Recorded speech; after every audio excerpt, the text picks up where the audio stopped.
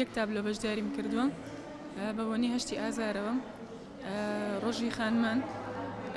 ئەم تابلەی من دەلالەتە لە سروشت کە خاتون چۆن سروشت دەبینێت.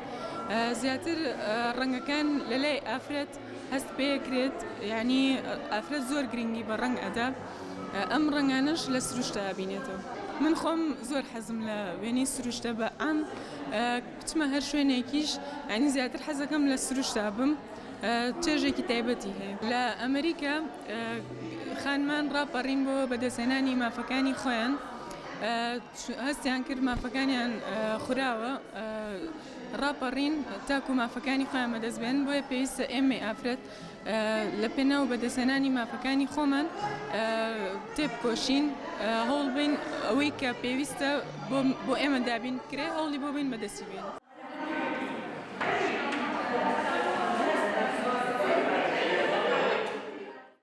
من بە دوو وێنە بەشداریم کردووە. وێنەیەکیان لەسەر بەهارە، نەورۆز، سەرەتای بەهارە، ئیدی نەورۆز دەراکەوێتن. وێنەی دووەمیشان ئافرەتێکە، گۆزەیەکی لەسەر شانە، ئیدی چەند ڕەنگی خۆیان وێنیتن، فۆلکلۆری تایە، باسی هەموو شتەکانی ژیانی ئافرەت ئەکا کە قورسایی ئافرەت لەسەر شانیەتی، هەموو شتێکی لەسەر شانە ئافرەت. خۆی ئافرەت ئەگەڵ لە ژیانێکی خۆشابێ، هەموو ژیانی ڕەنگە و ڕەنگە بۆ خۆی، هەموو ژیانی هەمە ڕەنگە. بەڵام جۆرێ لە ئافرەت هەیە کە جیرۆدەی دەستی پیاوە، ئیدی ڕەنگ نابینێ لە ژیانە. لە ساڵی 97 تەخەڕوجم کردووە لە پەیمانگای هونەرە جوانەکان.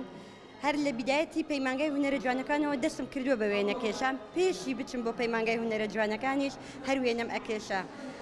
ئێستا لەوانە 30 ساڵە من وێنە ئەکێشم. زیاتر وێنەکانی من لەسەر ئافرەت و گوڵە، یعنی زیاتر هەوڵ ئەهم بۆ ئەم دوو شتە هینکەم وێنە بکێشم. من پار پیشەنگا حینن ئاوا بەشداریم کرد لە یەکی سێ لەسەر گزارش بوو لەسەر تند و تیژی بەرامبەر بە ئافرەت. بەڵام ئەم ساڵ گۆڕیومە، تند و تیژیم لا بردووە، کردومە بە ژیانی ئافرەت.